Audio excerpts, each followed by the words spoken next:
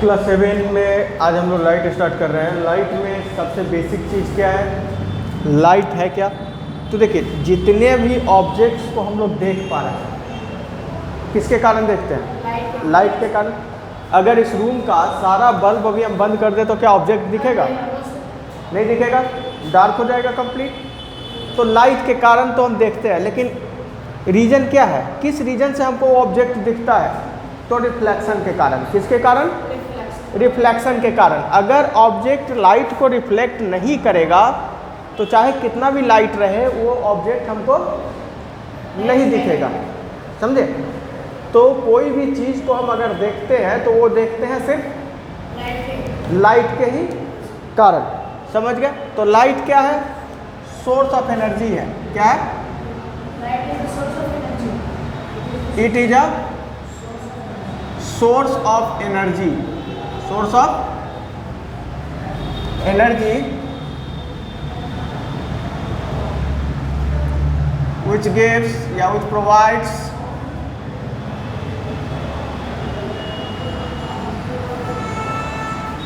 sensation of sight, sensation of sight। अब इस sensation of site word का मतलब है ability to see, ability to see. मतलब किसी भी ऑब्जेक्ट को देखने की जो एबिलिटी होती है वो कौन प्रोवाइड करता है? लाइट प्रोवाइड करता है। ठीक है? तो लाइट के कारण ही हम लोग किसी चीज़ को देखते हैं। अब एक चीज़ समझिए कि जब लाइट के कारण हम लोग किसी चीज़ को देखते हैं तो लाइट में क्या होता होगा? फिर रिफ्लेक्शन के लिए कुछ ना कुछ टर्म्स होते होंगे। तो पहले उन टर्म्स को जानने से पहले हम ये जान लें कि रे क्या होता है, बीम क्या होता है। ठीक है?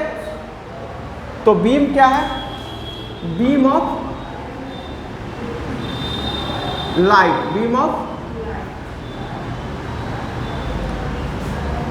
a bundle of rays of light, a bundle of rays of light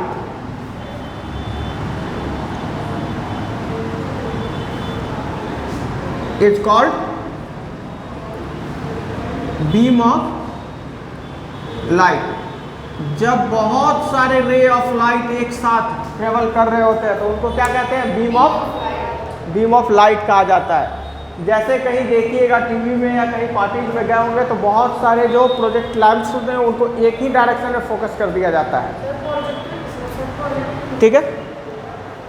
क्या? हाँ, तो वो सारे जो रे एक साथ जाते हैं वो क्या कहलाते हैं? Beam of light. और एक चीज हमेशा याद रखिएगा कि light always travels in straight line. Light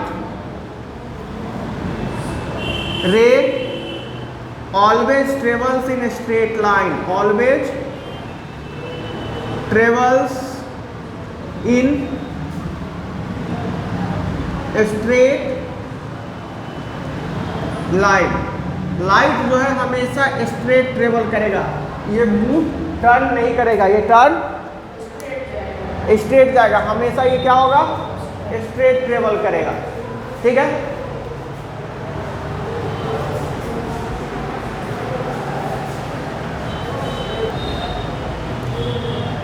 अब बच्चे जब हम लाइट रेज समझ गए तो एक समझिए कन्वर्जिंग रे ऑफ लाइट। क्या होता है कन्वर्जिंग?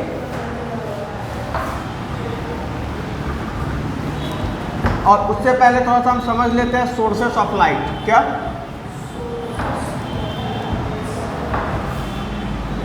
तो सोर्सेस ऑफ लाइट क्या क्या होते हैं? दो तरह के सोर्स होते हैं, सोर्सेस ऑफ लाइट। अब देखिए, दो तरह के सोर्स होते हैं। एक जो हम लोगों को नेचुरली मिला है, नेचर के द्वारा गिफ्ट किया गया है, और एक आर्टिफिशियल। एक क्या है? Natural source of light, natural source of light, और एक है artificial source of light, artificial source of light. अब नेचुरल सोर्स ऑफ लाइट को क्या कहेंगे? The source of light which are gifted by nature, या the light source which are gifted by nature is called natural source of light, whereas the man-made light sources are called artificial source. Man-made light sources are called artificial source. अगर इसको हम define करें तो लिखेंगे क्या? The sources of light, the sources of light gifted by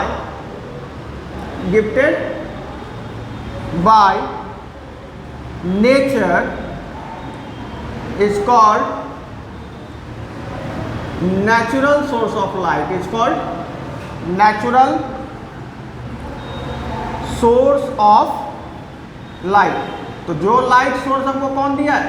nature के द्वारा दिया गया है. जैसे एग्जाम्पल में अगर एक बात करें हम, फॉर एग्जाम्पल कौन कौन सा है? सन है, स्टार्स हैं,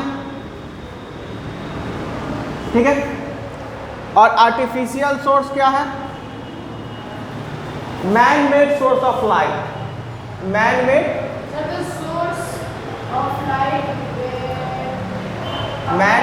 sources of light are called artificial source of light. Artificial source of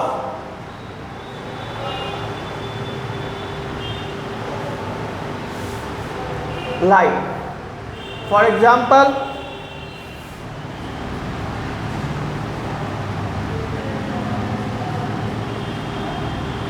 candle, lamp, electric bulb, etc. तो आर्टिफिशियल और नेचुरल के बीच अंतर समझिए. तो ऐसा कोई भी सोर्स ऑफ लाइट जो नेचर से हमको गिफ्ट किया गया है वो क्या कहलाएगा? Natural source of light. और वो सोर्सेस ऑफ लाइट जो यहाँ लोग मिल के बनाए हैं, किसी इंडस्ट्री में बनी है, वो क्या कहलाएगा? Man made source of light या आर्टिफिशियल सोर्स ऑफ लाइट. समझ गए? तो जिसमें कैंडल है, लैंप है, इलेक्ट्रिक बल्ब है, ये सारे कुछ है, ठीक है.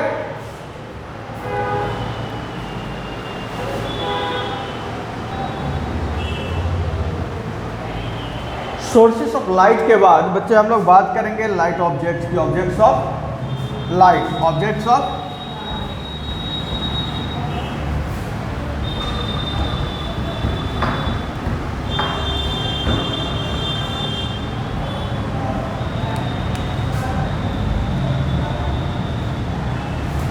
Objects of light.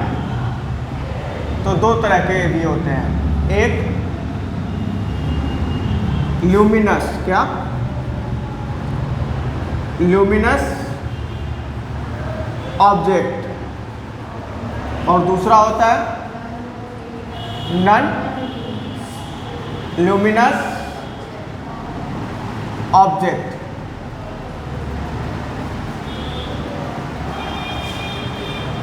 तो देखिए, ल्यूमिनस ऑब्जेक्ट्स उनको कहा जाता है जिनका खुद का लाइट हो. क्या हो?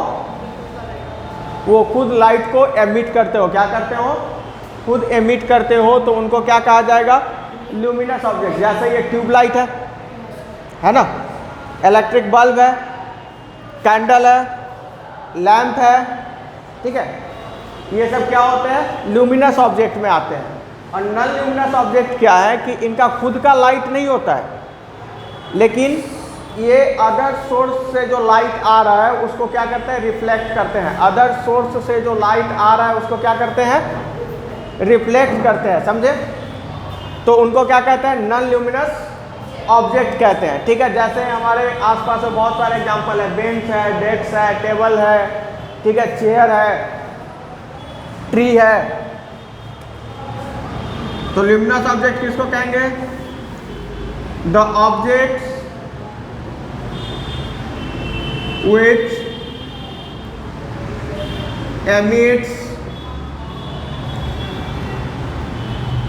their own light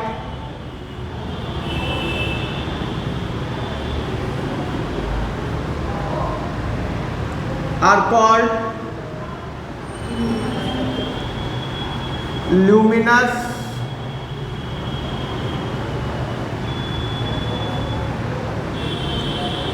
objects. Example,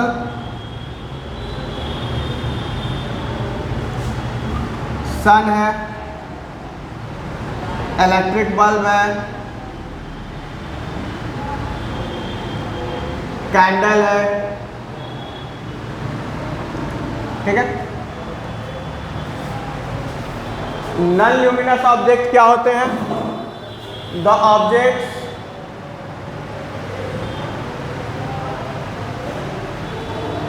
which does not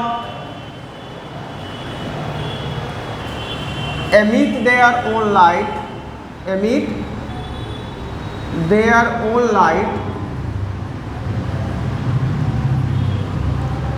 but reflect the light coming from other source।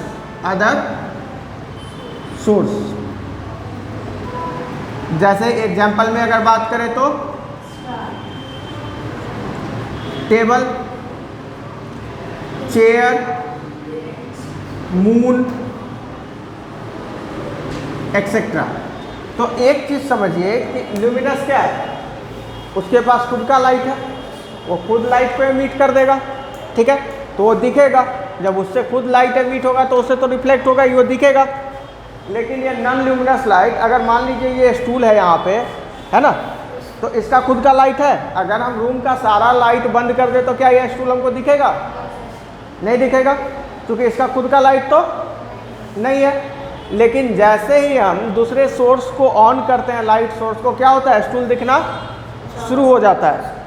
ऐसा इसलिए होता है कि जब हम लाइट सोर्स ऑन करते हैं तो लाइट कहाँ आता है? इसके सरफेस से क्या करता है? टकराता है और उसके बाद रिफ्लेक्ट होता है, ठीक है। तो रिफ्लेक्ट होने के बाद वो हमारे आँख तक पहुँचता है तो हम उस ऑब्जेक्ट को देख पाते हैं। अगर नहीं पहुँचे तो हम लोग उस चीज़ों को नहीं देख पाएंगे। अगर मान लीजिए यहाँ पे इतने सारे लाइट हैं और एक शीशा का ग्लास पूरा डाल दें हम, तो क्या वो दिखेगा? नहीं दिखेगा। जब तक हम बहुत क्लोज नहीं देखेंगे और वो ग्लास अगर बहुत क्लीन है तो वो आपको नहीं दिखेगा कि वो रूम के बीच में रखा हुआ है, ठीक है। क्यों? क्योंकि लाइट उससे क्या होगी? पास कर जाएगी। क्या होगी? पास कर जाएगी।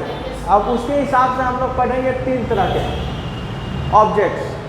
कौन कौन से? ट्रांसपेरेंट ऑब्जेक्ट, ट्रांसलूसेंट ऑब्जेक्ट और ऑपेक ऑब्जेक्ट।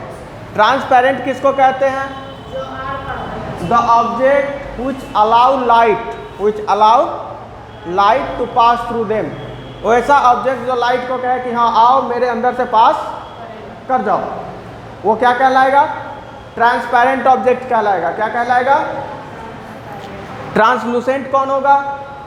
जो लाइट को कंप्लीटली तो जाने नहीं देगा, लेकिन थोड़ा बहुत कहेगा कि चले जाओ, ठीक है, थोड़ा बहुत जाने देगा लेकिन कंप्लीट जाने नहीं देगा। और ऑपेक ऑब्जेक्ट एकदम रिजिड है, वो किसी भी कंडीशन में लाइट को अपने से पार नहीं जाने देगा। समझ गए? ऑपेक ऑब्जेक्ट एक लाइन में कह देगा कि नहीं, हम तुमको अपने अंदर से क्रॉस नहीं करने देंगे, ठीक है। यहाँ तक समझ में आया? इसको नोट डाउन कीजिए। तो हम लोगों ने समझ लिया ऑब्जेक्ट्स ऑफ लाइट क्या क्या है, ल्यूमिनस और नॉन ल्यूमिनस। जो अपने खुद का लाइट को एमिट करे या जो खुद का लाइट प्रोड्यूस करे वो क्या होगा? ल्यूमिनस होगा। और जिसका खुद का लाइट नहीं है वो क्या होगा? नॉन ल्यूमिनस होगा। क्लियर?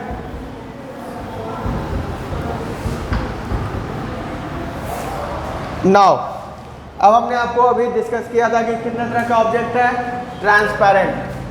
कितने ट्रांसपेरेंट है,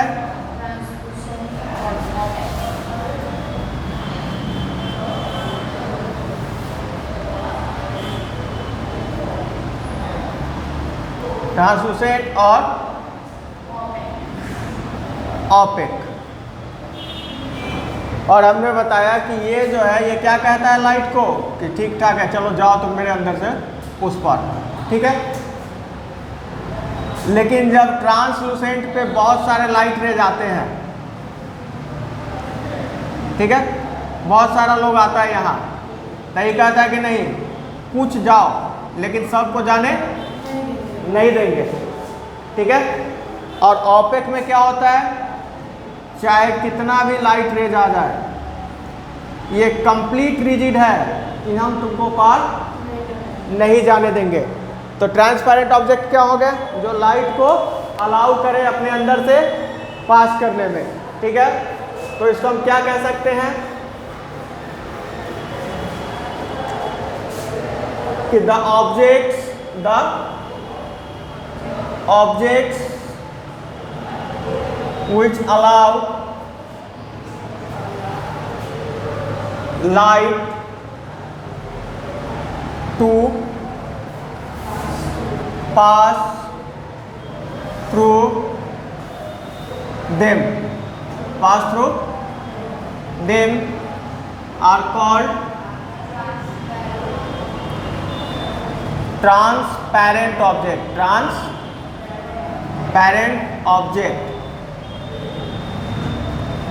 एग्जाम्पल क्या होगा इसका, ग्लास। एग्जाम्पल क्या होगा, clear.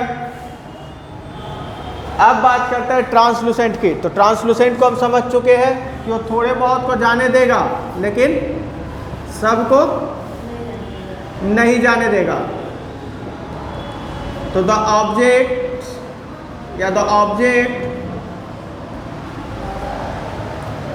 which allow partially the light rays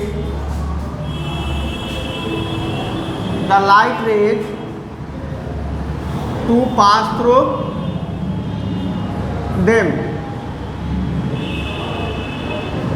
मतलब जो कुछ लाइट रेज को पास करने देगा, कंप्लीट पास नहीं होने देगा। जैसे बटर पेपर, क्या बटर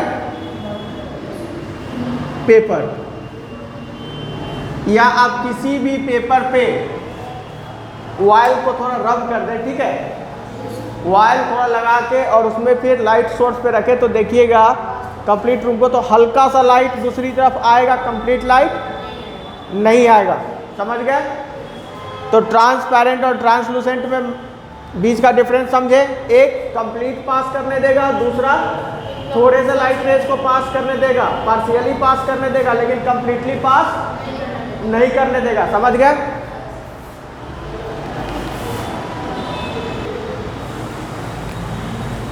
अब जो हम बात करेंगे ऑपेक ऑब्जेक्ट की, किसकी,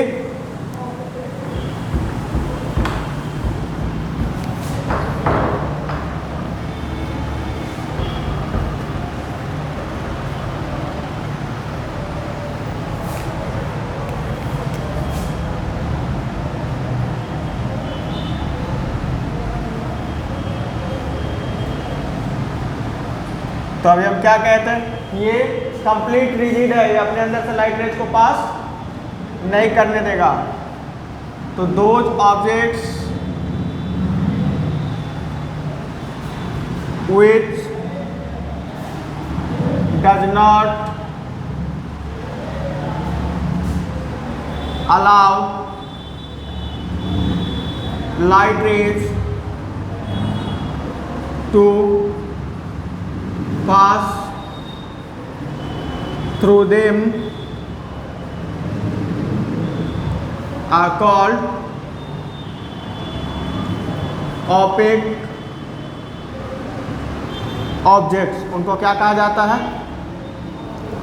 ऑपेक ऑब्जेक्ट्स कहा जाता है। Example wall,